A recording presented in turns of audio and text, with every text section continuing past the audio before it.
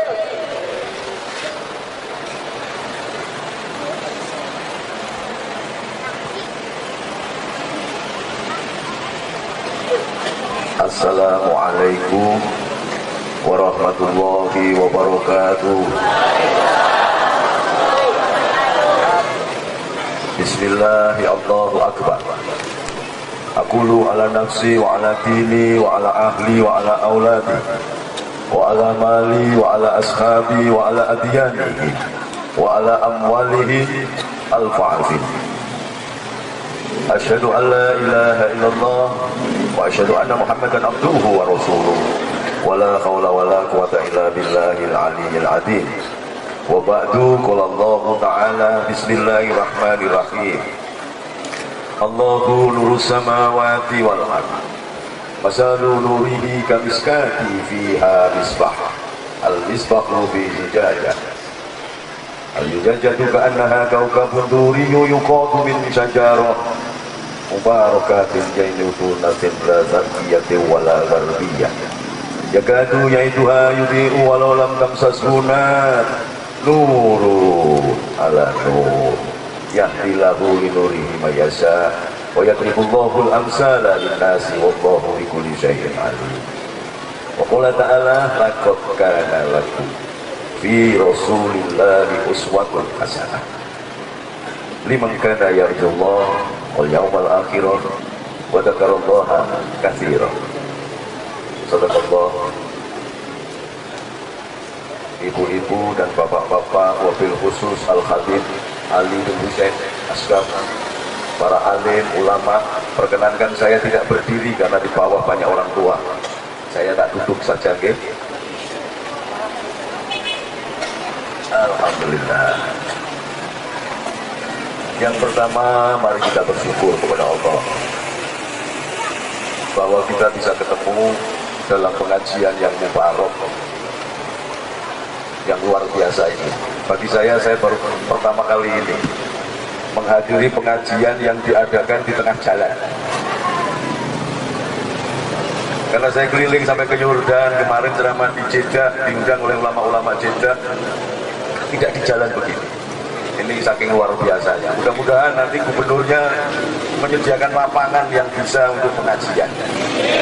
Gak usah mau amini gubernurnya orang ngerti agama, sampai minta aja kepada mereka. Jangan diambil ini. Minta disediakan satu lapangan ben bisa lu ngaji gitu. Gubernurnya orang ngerti ngaji. Dan aneh, Jakarta ini kan hebat-hebat, habibnya paling banyak se-Indonesia, tapi di gubernurnya Cina.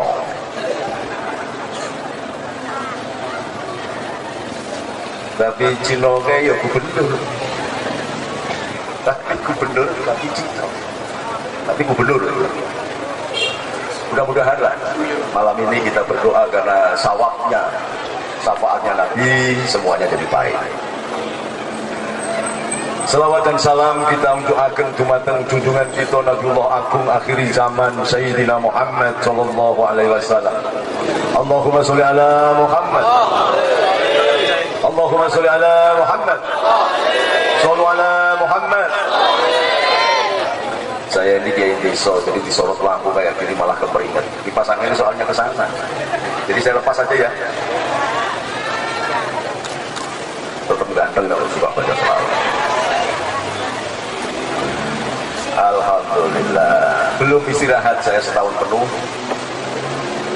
Nanti tanggal 6 sudah harus umroh Pak. Tanggal 1 ada call cucunya Sunan Giri yang ke urutan kelima, yaitu canggah saya namanya Sultan Abdul Hamid di daerah ujung Pangkah Gresik. Setelah itu saya umroh lagi. Karena apa? Dungake Indonesia supaya tentrem.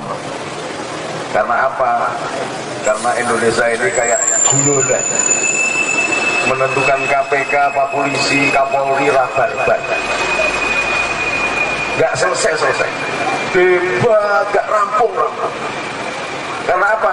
Karena beliau belum menyadari dan belum mengenal bagaimana cara style of leadership, gaya kepemimpinan Nabiullah Agung Muhammad SAW. Kalau dia tahu, selesai sudah. Indonesia ini paling gampang. Tapi karena nggak paham, saya jadi mumet melihat presiden sampean, presiden belusuan. Lalu jangan diketawain, sampean pilih sendiri. Iya Pak ya? Dipilih presidennya karena belusuan, padahal tukang golek beling itu juga belusuan.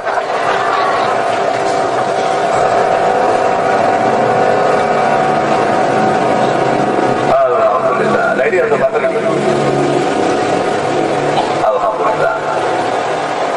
Indonesia ini memang dipimpin sebelum ngaji ya. Ini sebelum ngaji saya tak cerita dulu. Dan saya mohon maaf tadi dari pemimpin Masjid As-Suada, saya tidak memberikan tausiah karena tausiah itu bahasanya PKS. Saya NU jadi nggak pakai tausiah. Tausiah itu berasal dari akar kata wasiat. Wasiat itu biasanya disampaikan ulama yang hebat kepada santrinya. Saya bukan ulama, kiai juga bukan. Saya mau anak kiai jadi setengah kiai, setengah bukan. Atau wasiat itu disampaikan kepada orang yang mau mati. Orang mau mati berwasiat. Atau orang yang mau mati lah. Makanya umroh itu juga, umroh atau haji itu orang yang siap-siap mati. Makanya dia memberikan wasiat. Nah saya ini kesehatan dijaga, masih sakit, disuruh memberi wasiat. Kok dompet panitia ini nggak saya hormati. Allahumma sholli ala Muhammad. Jadi mau idoh hasanah, kata kalau bahasanya Habib Ali bin Husain tadi, mutiara hikmah yang dipetik dari Quran dan hadis itu lebih bahasa daripada tausiah. Itu PKS, saya bukan PKS. Jadi terus terang aja supaya sampai nanti tahu bahwa saya bukan PKS. Jadi jangan ngundang saya kalau sampai PKS. Di garis harus tegas ini, karena yang senang selawatan biasanya bukan PKS. Kalau di sini Al-Habib Ali bin Husain bisa menjadi magnet Pak RW sing polisi saja bisa melok ngaji, ya Pak. Di Mekah sendiri tempat maulidnya Nabi, tempat kelahirannya Nabi sekarang dijadikan WC umum. Nah, supaya sampai tahu, maka bergembiralah sampai masih ada penjaga-penjaga Rasul meskipun di tanah Jawa ini. Ada 4 wanita yang dijamin masuk surga dan menjadi empunya surga. Yang pertama adalah Sayyidatina Khadijah.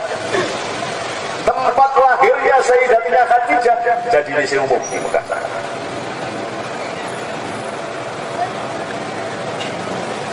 Wanita yang kedua yang menjadi empunya surga adalah Sayyidatina Fatimah, tuan putriku yang bernama Fatimah. Fatimah itu Zahra. Tempat kelahirannya jadi WC umum. Ini harus paham. Harus paham ya. Karena apa? Karena setelah pasca kekhalifahan Turki Ottoman itu, lalu muncullah Inggris dan Perancis menggunakan orang-orang Arab yang ada di Mekah dan Riyadh untuk mengakuisisi, mencapok tanah Hejaz yang sekarang bernama Makkah. Yang itu namanya dulu Hejaz. Makkah itu berasal dari kata bakah, karena dulu tidak ada pepohonan apapun. Baru menjadi kota setelah cucunya putranya Nabi Ibrahim yang bernama Ismail bersama ibunya tinggal di kota Bakah. Kemudian berkembang bersama dengan suku Jurhum keturunan Nabi Soleh, kemudian menjadi Bani Hashim dan kemudian melahirkan Rasulullah Muhammad SAW. Ini setelah menguasai Madinah dan Mekah, dibantailah orang-orang yang suka selawatan begini nih. Maka di Mekah sana nggak ada hadis, sebelah semua. Oh ini perlu tahu ya kan. Kalau nek ono Habib ganteng kalau sampai cintai sampai tidak salaman. Panitiane jadi dilarang nek ono salaman mbek Habib. Dalam swarga bi hablillahi jami'a wala tafarruq. Jangan dulu kok boleh salaman lho, nek Habib ora ketemu rakyat kiai enggak boleh salaman sama rakyat, dan sing salaman wis sapa. Ya, jadi panitia jangan bilang amin, jangan. Boro-boro tangan ambune ra enak diambungi itu sampai. Di Mekah yang semula itu, ini supaya sampai paham, kenapa di sini kok di Indonesia ini diadakan maulid terus. Kalau tidak ada Islam yang sudah diutus, dikembangkan oleh Wali Songo, tidak akan ada maulid di muka bumi. Nah, Wali Songo itu siapa? Nanti saya jelaskan supaya sampai ini tahu dulu bahwa setelah mencaplok Madinah dan Mekah yang semula dia berkuasa di Riyadh, bekerja sama dengan Perancis dan Inggris.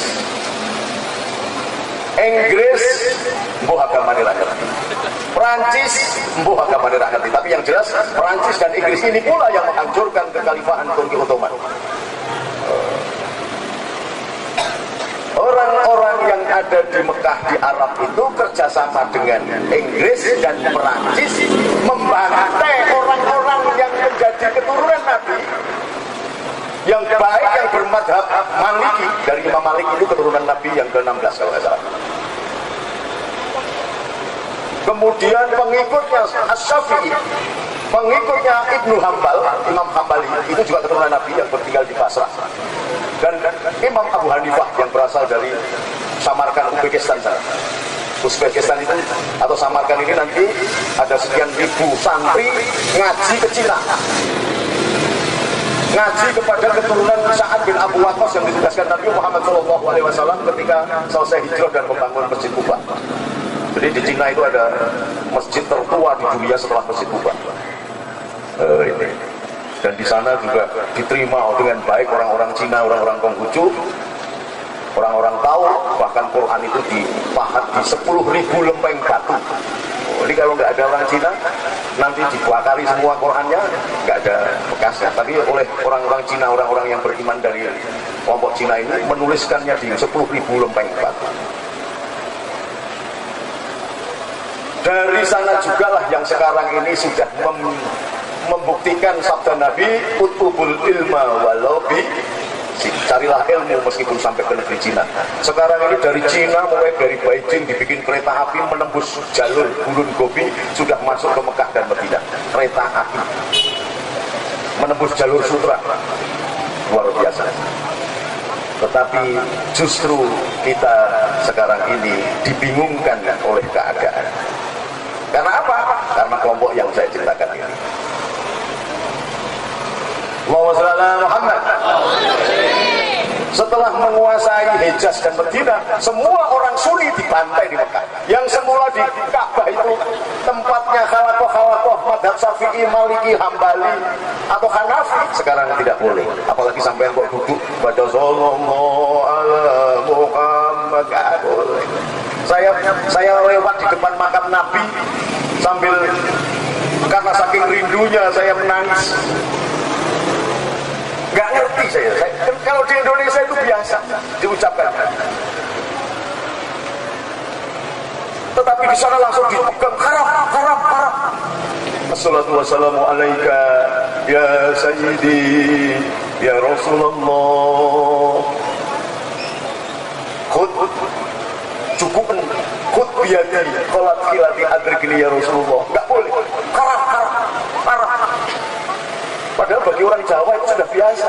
Karena kalau sini namanya selawat kitok, itu kalau berdoa kita tangannya harus begini kalau baca selawat itu. Karena apa? Memohon dari Allah supaya diberikan langsung dari tangan Rasulullah. Di sana haram. Ini sampai harus paham. Maka berbahagialah gubernur Cina tapi sampai nusa selawatan urutan begini berbahagia. Di Mekah sampai lo balik di sebelah itu ya. Betul. Ada teman saya, karena kebiasaan di Indonesia, nek orang tua itu dimintain air doa, diwajani selawat gitu, diserahkan untuk diminum supaya sehat badannya. Langsung ditangkap dan dibantai, tidak dihukum, tidak pakai lewat hukum. Gerakan ini yang kemudian menamakan diri sebagai Wahabi. Wahabi ini ulamanya bernama Abdul Wahab. Sebenarnya bukan Abdul Wahab, tapi Muhammad bin Abdul Wahab. Menguasai di Mekah dan tanah Arab. Sementara Ikhwanul Muslimin Muslimin, supaya sampai paham, ini kan kita ini bingung, Ikhwanul Muslimin, Wahabi, ada lagi apa, kita sampai nggak ngerti. Ini ada berbeda gerakannya. Sementara sendiri di Mesir itu muncul namanya Ikhwanul Muslimin yang menerapkan mono tafsir atas Al-Quran dan mono tafsir atas hadis. Jadi kalau sampai tidak mengikuti tafsirnya, dia di sebelah. Ini yang sudah bahkan melanggar sabdanya Nabi. Nabi itu sudah berpesan kepada seluruh sahabat. Di Mesir itu ada namanya Kristen Koptik. Oleh Nabi dilarang untuk diganggu. Karena apa? Karena Kristen Koptik ini adalah keturunan Isa Al-Masih atau Yesus. Saya bilang Yesus ya goblok. Ini udah paham apa enggak kira-kira? Yesus itu dari kata namanya Isu. Nabi Isa itu namanya Isu, tapi bukan bakso Isu, bukan, ini Pak Isu. Bergeser ke bahasa Arab jadi Isa. Tapi sebelum bergeser ke bahasa Arab, masuk dipengaruhi oleh bahasa Romawi dan Yunani, ditambah Ius, jadi Yesus. Jadi nggak ada kaitannya dengan Tuhan Yesus, itu nggak ada. Yesus itu bahasa Romawi. Nah, keturunannya itu namanya Kardinal Yakobus. Disesat-sesatkan oleh penguasa Kristen karena agamanya sudah menjadi agama kekuasaan pada saat itu. Lalu minta tolonglah Kardinal Yakobus ini kepada Baginda Rasul Muhammad SAW dan menjadi tawasul bagi kebesaran Islam. Karena apa? Keluarga Nabi Isa sendiri disesat-sesatkan oleh penguasa yang beragama Kristen. Diutuslah Sayyidina Umar, maka menjadi sebab Islam berkembang luar biasa. Karena apa? Dari permohonan dari Kardinal Yakobus inilah Bizantium Imperium Barat yang menguasai sampai ke Inggris, Perancis, semuanya, sampai ke Maroko, perbatasan Eropa, semua bisa dikuasai oleh Islam. Lalu Rasulullah mendapatkan hadiah dan diminta untuk melakukan terjalin hubungan yang luar biasa, menyambung kembali darah Abraham, darah Ibrahim, diberi istri bernama Maria Ketia. Kenapa Ketia? Karena dari Kristen Koptik. Jadi ada salah satu muslim Nabi yang beragama Kristen dan memiliki anak namanya Sayyidina Ibrahim yang dimakamkan di kuburan Baqi.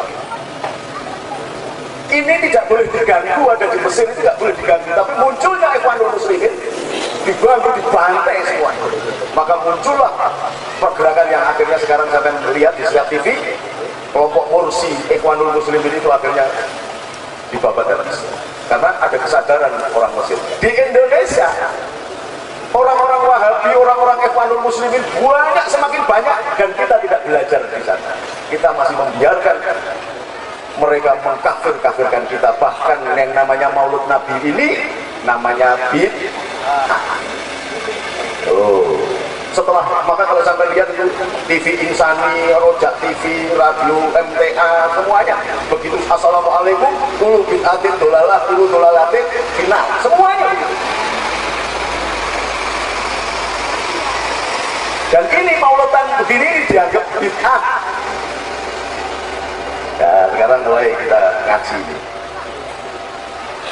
Mauludan dianggap bid'ah, baca berjanji dianggap bid'ah, burdah bid'ah, tahlilan bid'ah, apa lagi? Baca manakib bid'ah, yasinan bid'ah.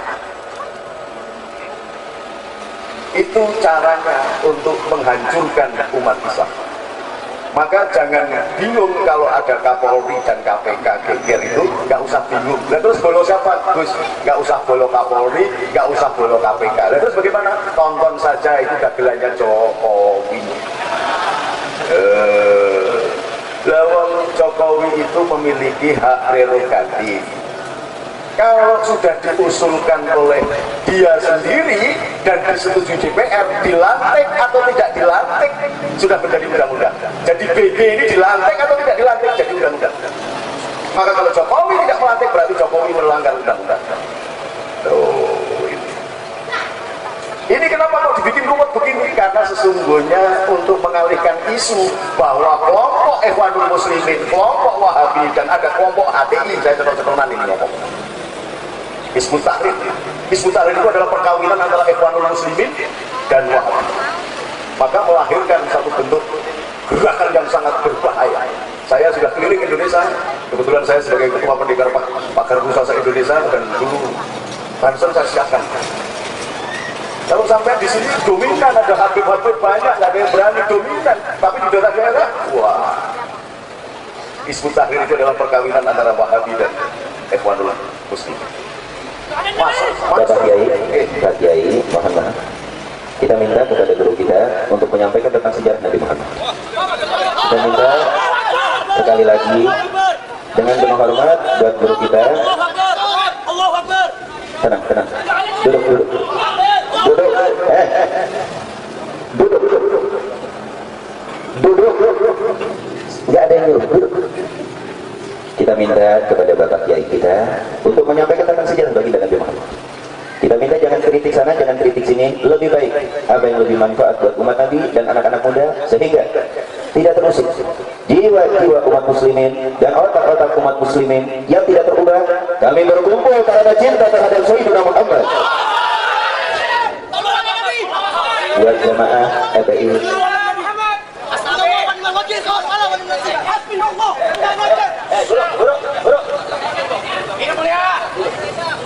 buat jemaah FPI, mau diwakilin kanan,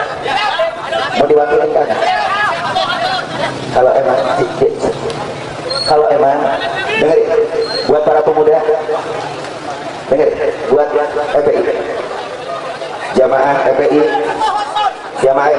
dengerin, udah, ya. Jamaah FPI boleh nggak minta ngomong? Mau diwakilin ke Habib apa enggak? Mau diwakilin ke Habib apa enggak? Ini majelis mulia. Mau diwakilin, duduk rapi biar Habib ngomong. Oke? Duduk rapi biar Habib ngomong. Jadi mudah-mudahan apa yang disampaikan oleh duduk ya mas. Ini majelis Rasulullah. Duduk untuk Rasulullah. Duduk ya nanti. Buat anak FPI duduk. Ini tak ada. Serahkan. Duduk. Shallu ala Nabi. Buat Bapak Ustaz kita, terima kasih atas ceramahnya. Mudah-mudahan bermanfaat. Kita doakan mudah-mudahan selamat dan panjang umur. Insyaallah. Bahwa kita selamat bersama ya Nabi sambil baca salawat. Bapak Kiai kita istirahat. Ya Rasul istirahat. Assalamualaikum warahmatullahi alaika salawatullah alaika ya Nabi